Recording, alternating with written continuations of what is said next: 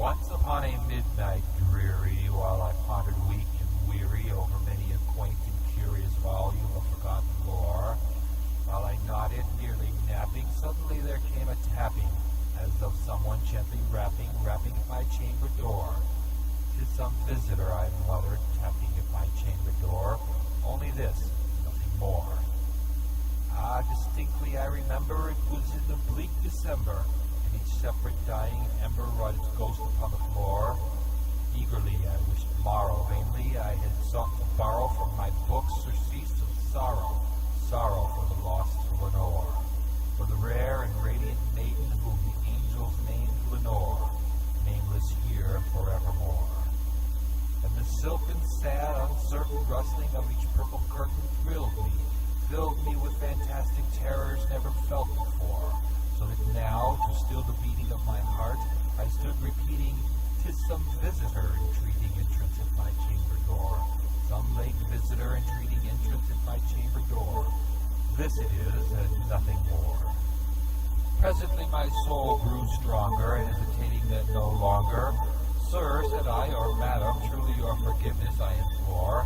But the fact is I was napping, and so gently you came rapping, and so faintly you came tapping at my chamber door, that I scarce was sure I heard you.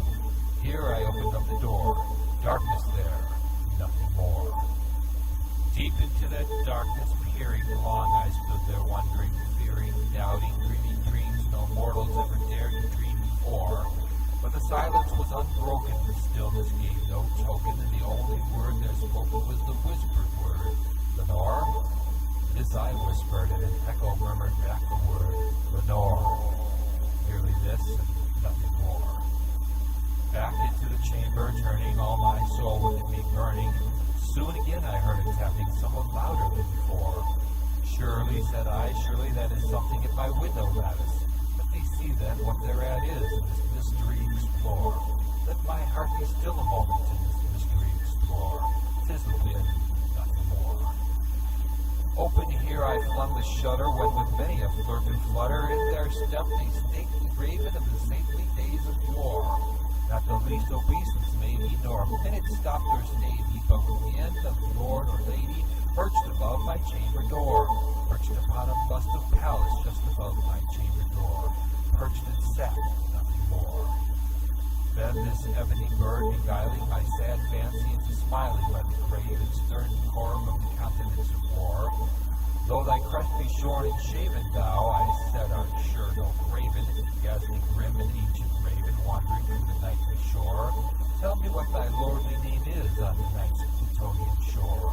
Quoth the raven, "Nevermore." Much I marveled this ungainly fowl to hear discourse so plainly, though its answer little meaning, little relevancy bore.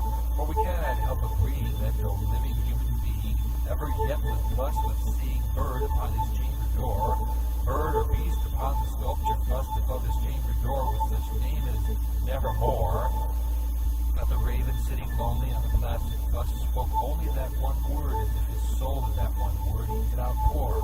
Nothing further than he uttered, not any further than he fluttered, till I scarcely more than muttered, "Other friends have flown before. On the morrow he will lead me, as my hopes have flown before."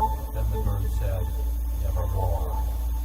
Startled with the stillness broken by reply so aptly spoken, doubtless said I, what it utters is his only stock in store, caught from some unhappy master, whom unmerciful disaster followed faster, till his song one burden bore, till the dirges of his hope this melancholy burden bore, of nevermore. But the raven still beguiling all my fancy and smiling, straight I wheeled a cushioned seat in front of bird and bust and door.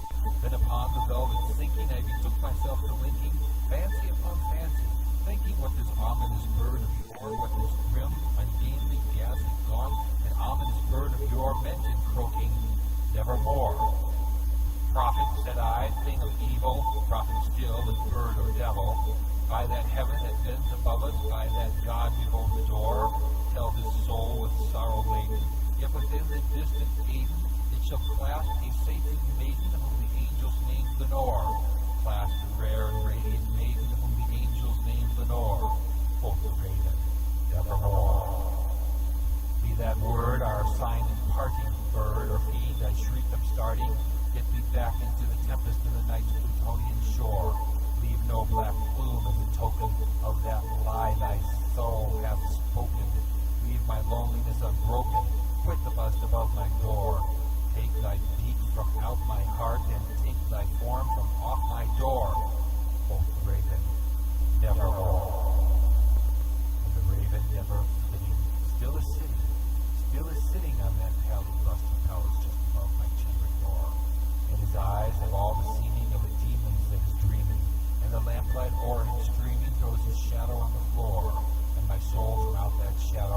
my eyes floating